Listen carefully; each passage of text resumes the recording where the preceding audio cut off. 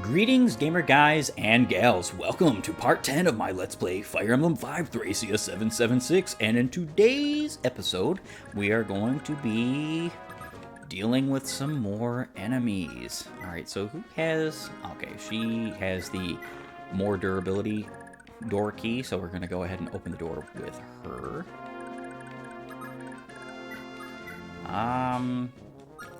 Yep, we can move Karen there.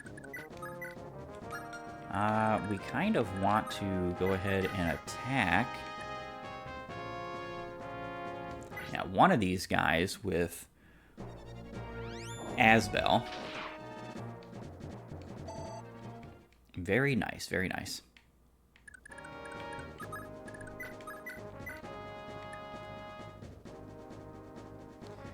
Huh.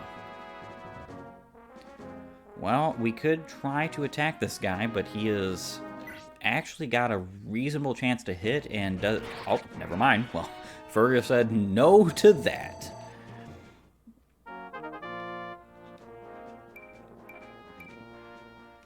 Fergus has not actually been getting that many good level ups recently.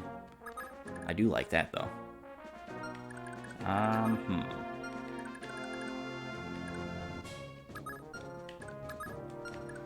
One thing we will have to do here...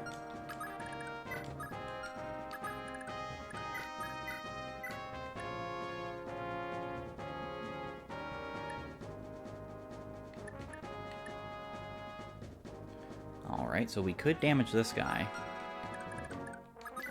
Fergus has another opportunity to do some damage. Yes! I appreciate this. Yeah, no crit. Or, well, he did get a crit, but no double crit, so... That guy did not see death this turn, unfortunately.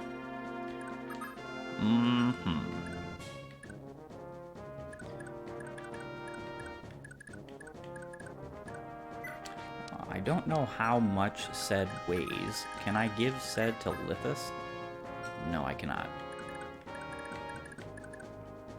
I could take out this guy and then put Brighton right here. I kind of want to do that. My only question is Brighton actually going to be safe there? We do have to capture this bishop. See, the problem is that this bishop is going to do a hefty amount of damage to whatever unit he ends up attacking, and that's part of the problem. Why I don't necessarily want to put Brighton there, because if he gets hit by anyone else, Brighton will die to 18 might attack. All right. So we are done with that javeliner. All right. Leaf. Ooh, very nice. Got magic. That's incredible. So that helps with both magic resistance and our attack. I love that. I really appreciate it, actually. Yeah, this is pointless, I would say. Yeah, so even if Brighton was fully healed up, that's just not a good idea. We can put Matcha here for the chance of somebody attacking her at range. Sounds kind of silly, but, you know. We're actually going to give Brighton Ced for the time being. And that will be our turn. Reason being is because we need to capture, and the only unit we have that can successfully do that well is Dawson.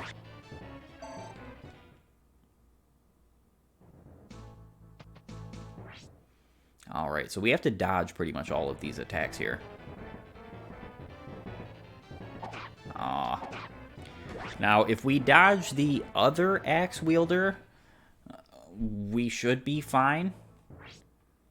But if we don't, we're going to have to dodge the Hellfire. Alright, we're fine. Perfectly fine, in fact. I don't I mean, I didn't foresee that he would want to attack Leaf, but I guess, you know, attacking the main lord is a good idea in some retrospects. So, hopefully we don't crit here. Or Adept.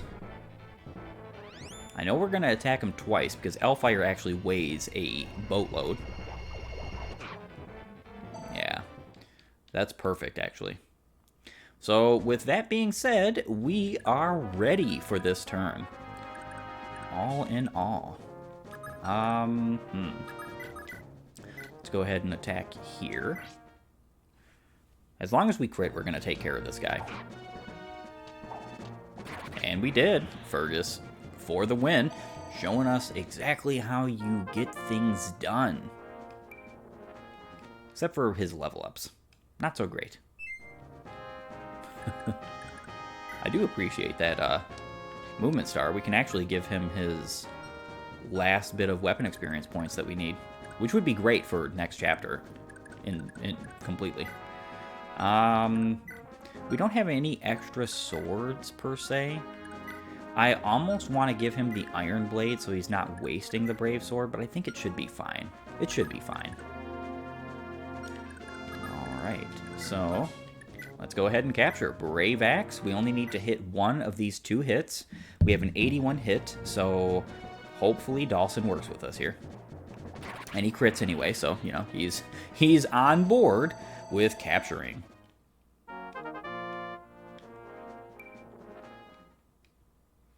One luck.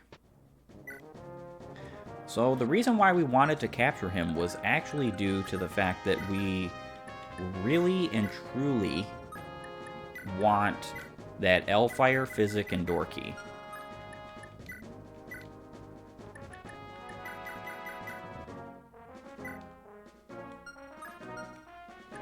And that's it for that.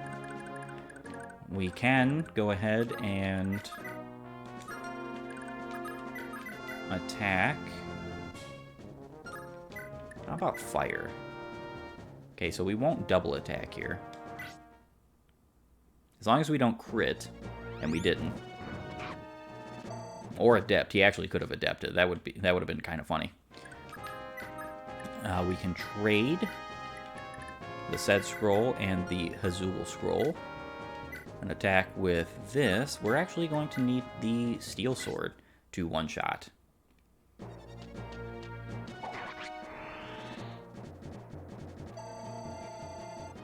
Ah, close, but not quite there.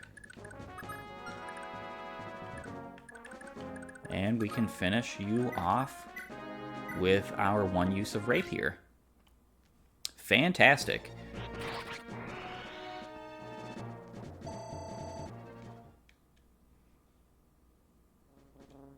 There are more Armor Knights to deal with, so the Rapier seems like it would be a great weapon to keep. But being honest, 4 times 3 is 12. That's less might than the Brave Sword. The Brave Sword is stronger than the effectiveness of the Rapier. Now the Rapier, what you're seeing here is what the broken weapons do, and as you saw, it's still equipped. This does not happen with tomes.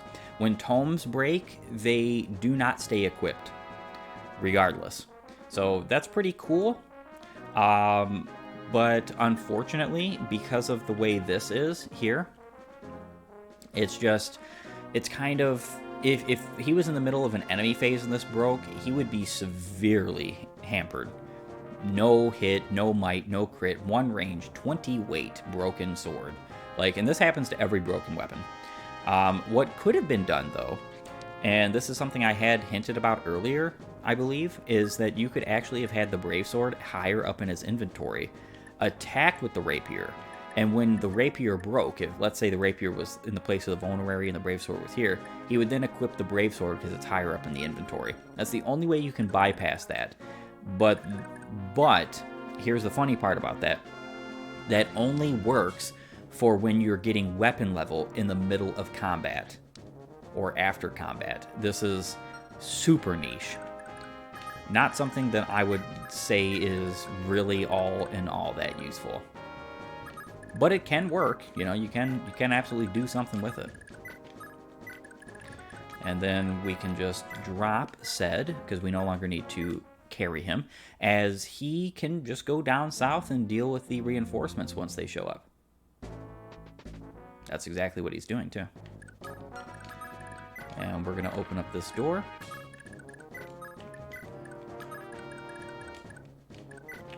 We absolutely need to trade those scrolls back to Asbel, because we're going to go on a little bit of a training fit with him. He's going to be getting a lot of experience points next chapter, and it's also quite a bit dangerous. We're going to take and release this guy. Don't need him in our inventory. And then we are going to move Fergus as far as we can, even though we can't really move him far. It's going to be 2 more turns before we can escape with all of our units. It's kind of funny that these guys will attack Zed, but the reason why they will is because they're attacking with physical damage, and all of them have at least 1 hit on Zed, and because Zed only has, I think, 8 defense, all of them can do damage to him. But the likelihood of that ever happening is just so abysmal. So yeah, like this guy has 9 attack, Zed has 7 defense. So yeah, he can do 2 damage. Wow, amazing. 69 avoid. Yeah, this guy actually has quite a bit more hit than I was assuming.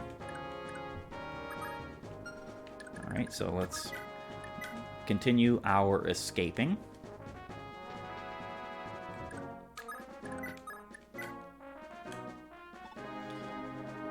And we'll be done with this chapter in just 1 more turn.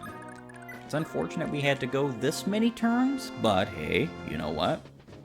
I think we're actually making pretty good progress here. You do have to be very careful not to escape with Leaf. Anytime you escape with Leaf before you escape with other units, you leave those units behind. In this chapter particularly, there's 2 cells on the left side that were empty. If you escape in the previous chapter, leaving units behind, I've heard tell, I've never tested this myself, I've heard tell that your units that you lost in the previous chapter will be in those cells. And there's a couple other instances of that in this game. However, there is specifically a chapter I know of for sure. It's a guidance chapter later on in the game, pretty far into the game actually, where if you have any captured units left behind, you can recover them. Some people will leave folks like Dawson behind because of how slow he is in the Munster escape arc, and that's not totally unviable, but I actually think that because of Dawson's utility with the Brave Axe, he is very useful in these chapters, and so I don't actually do that. Besides, like I've said before, he is our only armored unit that we get anytime soon, and if you want to use him, you gotta keep him. Chapter 5, Mother and Daughter.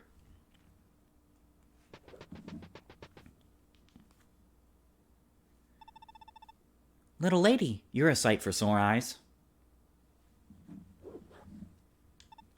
Avel. I can't tell you how glad I am that you're safe, little Nan. Did that maggot Raydrik hurt you? I'm fine, but Marita, she... Marita? What's happened to my Marita? I don't know if she's even alive. We were separated as soon as we got to the castle. Raydrik, this your idea of a joke? You gave me your word that I could see my daughter. Are you such an excuse of a man that even your word means nothing? I never lied. Of course you can see your daughter. I just made a small omission. Look out, Avel, there's armed men coming toward us.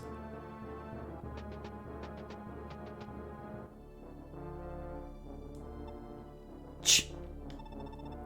These are my terms. Defeat my prized pit fighters, and you can see your daughter. Ah, here they come now. Pit fighters, meet Avel. Avel, pit fighters. You've had your introductions. Let it never be said that I'm a poor host. Avel! Little lady, this is gonna get real dangerous real quick. Stay clear and keep your head down.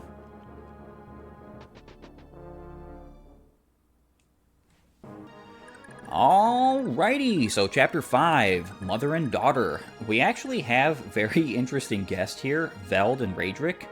Raydrik is, as we have seen, one of the big players, big bad guys in this game.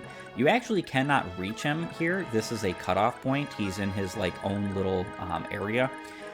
I don't particularly want to show the stats of Raydrik or Veld because it spoils some things.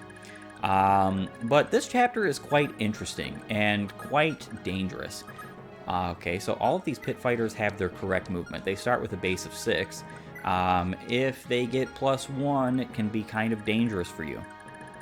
Now, what we're going to be doing here is quite the scary strategy, but it can work out sometimes. We're going to be equipping Graph Caliber on Asbel with the Sed and Hazul scroll, as well as putting Leaf right next to him. Avel and Nana need to get the heck out of the way of these guys right here. These pit fighters will absolutely take them out. And we need to move the rest of our units in such a way that we can deal with all the rest of the units very soon. Over to the right, actually. Karen can move here. We do want people in support range of one another, if at all possible. And Brighton can move here. Perfect. We just want to make sure that Laura and Lithis are kept out of the way of these enemies over here. But we do want to kind of take care of all of them as best as we can over next turn. Now, the reason why this is highly dangerous to put Asbel here is because we have a bunch of mages here. Now, they're not really all that big of a threat. If all of them hit Asbel, he will die, because most of them have around like a 10 attack, 12 attack. You know, it depends on whether or not they're thunder or fire mages, and if their stats rolled a little bit more or less. However, here's the issue. This sniper, he has a 20 attack.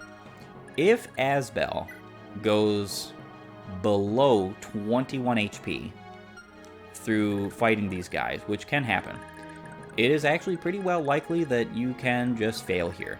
Now, there's safer ways to go about this. Like, for instance, we could have put Asbel right here.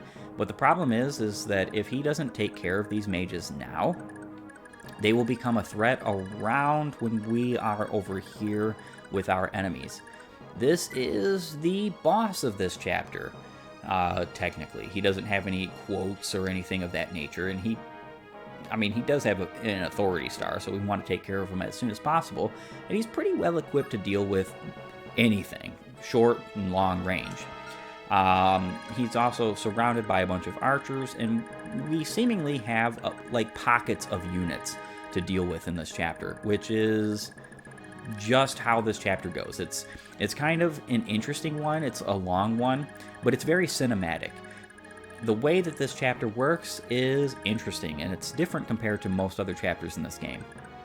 Now, what we want to do is we want to keep our units out of this 2-tile wide hallway until we are ready to trigger the events that will take place in this chapter. So we're going to try to do that as best as we can, get them as close as we can, and then move them once we can. We're going to be leaving Leaf and Asbel back here for reasons that will become clear soon. 1,000 apologies to have kept you waiting, Bishop Veld. Raydrik, you could not make one apology and meet it, much less 1,000. For the Baron of such a troubled area as Munster, you seem to have an abundance of free time. These theatrics are not what you promised you would spend your resources on. I am certain your eminence will enjoy the spectacle I prepared. Oh, very well. I could do with a moment's diversion. Well, it's all in her hands now. That sword master better live up to her name. Ah, and now the star takes center stage.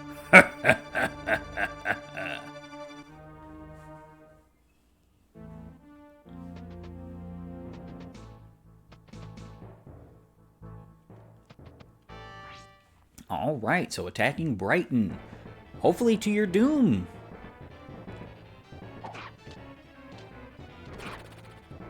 Awesome.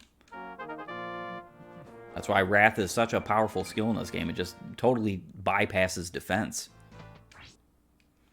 And we have Fergus with his beautiful, wonderful Brave Sword. Like I've said, I would rather him not waste this weapon on, you know, tripe like this, but it's okay. Decent level up. Now we have to kind of hope that... Okay, so that's fine. I was just going to say, we have to hope that both of these mages don't gang up on Fergus, because they will KO him. But one of them decided to go for Brighton very stupidly, I would like to add. Alright, so that's a good old miss. We need several of those, and we also need Asbel to level up very well over these next several turns. Get HP basically every turn. Very nice, very nice. Speed, some magic as well. You don't want him to have too much magic, because once you get too high on the magic, they won't even bother attacking him.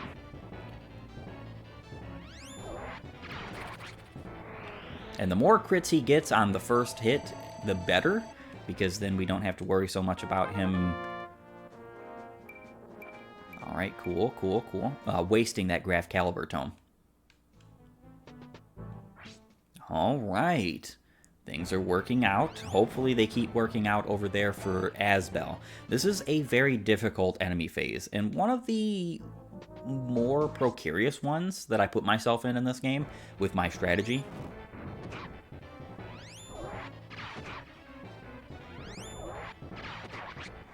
Alright.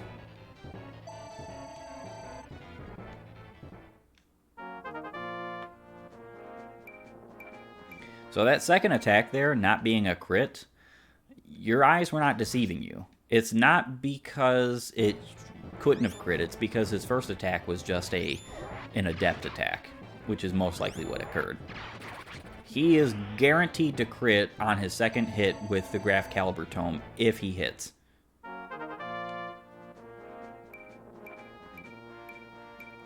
And things are looking to be pretty darn good.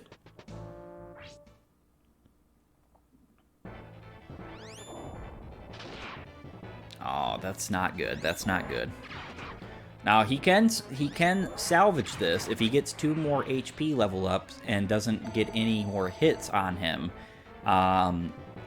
Because you gain the HP. He won't have to deal with that... that's not good. Won't have to deal with that sniper one-shotting him.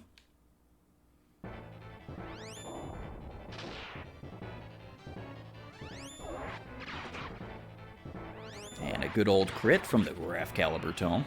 I love the way the tomes look in this game. They're honestly beautiful. Some people would probably say I'm a little bit biased because I just love this game so much, but I would dare say that it's not just a bias, it's just plainly good. When something is good, you can appreciate it. It doesn't matter how old it happens to be. Even if he gets HP in this level up, it's not going to matter. He's still going to get one shot by the boss, or the sniper. So the only thing we can do is hope and pray the sniper misses. And he did not.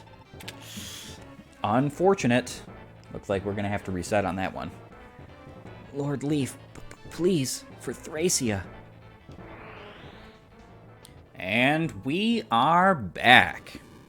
So, several strategies have changed. For instance, I forgot to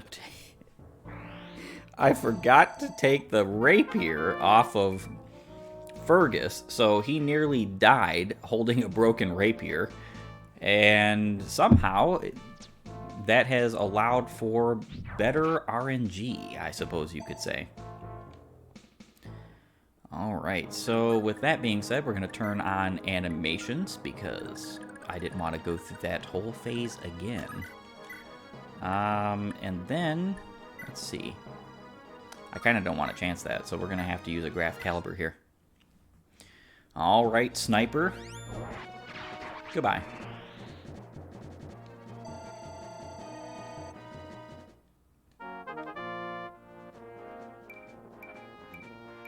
Wow, he actually got a level of strength. Surprisingly, very surprisingly, he got 2 levels of defense, which I was definitely not expecting. What we can do is we could actually put Leaf here to do some chip damage to this guy. Normally, he actually runs the first turn towards our units upwards. So I don't know why he didn't, but I guess I'm glad about that, because what it does allow us to do is take that attack with Asbel over here anyway. Alright, so with that being said, we're going to go ahead and hopefully do some pretty good damage here. What shall we do? Brave Sword. I kind of don't want to do that. That's for sure. We could Brave Axe here. If we hit both times, we're actually going to KO this guy. If we hit is the question, because we only have a 64 hit. And we did. Awesome. Very, very nice. Yep, Dawson needs every point of skill he can possibly get. We do have some fires we could steal. That sounds like a good idea.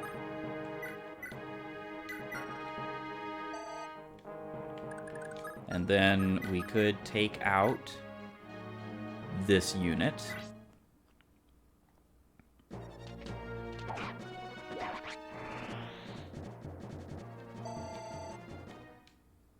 Alright, so everything is looking pretty darn good.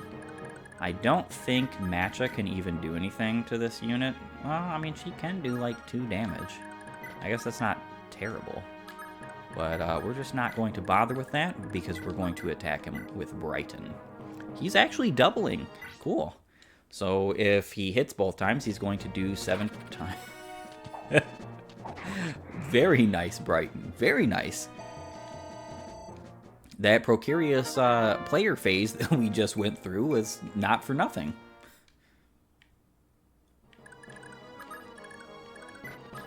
And we can move on up. I think Fergus does have a... Yes, he does have a vulnerary. We're going to have to use that. Steal, nothing to steal. We can just go ahead and smack this guy a little bit with Laura. Whether she hits or not doesn't matter. Getting experience points is very nice to have on our thieves. Especially because they're not combat units, so it's harder for them to get experience points. Now, one thing I definitely neglected to mention as of this point is these pit fighters. They are wildly strong for this point in this game. And pretty well, the only units you have that can deal with them decently are Fergus with the Brave Sword, Avel, and our newly quite leveled up Asbel.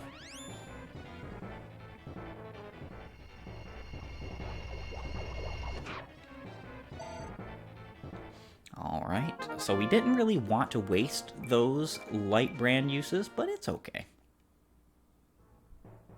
I'm waiting for a level movement to happen on one of my units. I can't wait for that. So with that being said, however, like I said, we have these pit fighters, and they're pretty strong. Like, this guy's a warrior. He's pre-promoted. We've got a general here, and then we have a hero. Now, they're not that strong. Like, if you look at their stats, they're not like the craziest thing in the world. However, each one you defeat brings out a new pit fighter from one of these doors.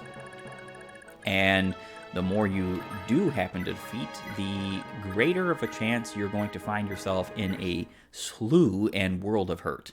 So it's just better, as best as you can possibly do, to not KO them and to get up to this door and open it as soon as you possibly can. Now, that's going to take some doing. I don't think we want to use this light brand right now for healing. I don't think we need to. Thunder? We could do Thunder. We are actually going to do exact amounts of damage for this. Perfect.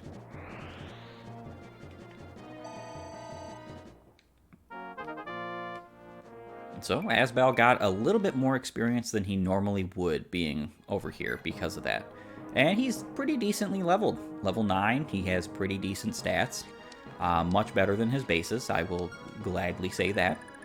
And then we're just going to keep on moving our other characters up as much as possible. Taking care to keep our units healed as well, so there is that also.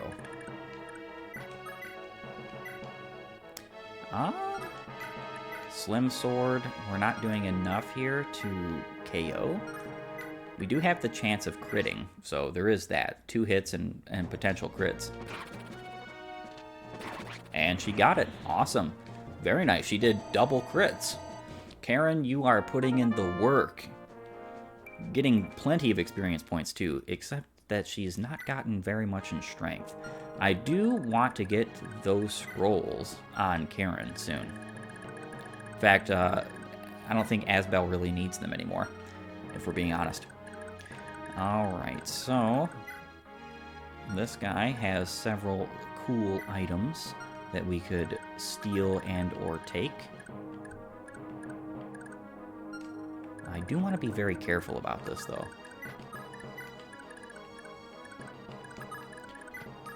I think we're just going to capture. It's kind of lame. I would have rather have gotten, you know, the experience points from stealing, but I just don't want to put anyone in reach of that 2-tile wide space right now.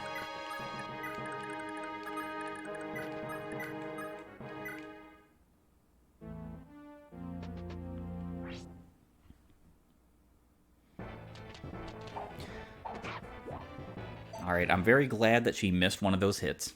Very, very important that Avel does not KO these units over here. Very important. And then we're going to go ahead and equip fire. Doesn't matter what we equip, honestly. We're going to heal up Asbel. And we're going to rescue with Leaf. Alright, so with that being said, I think we can go ahead and end this episode. I want to thank you for joining me. If you like my content, please upvote and follow, or like and subscribe depending on your platform. And while you're at it, have a great and glorious day gaming.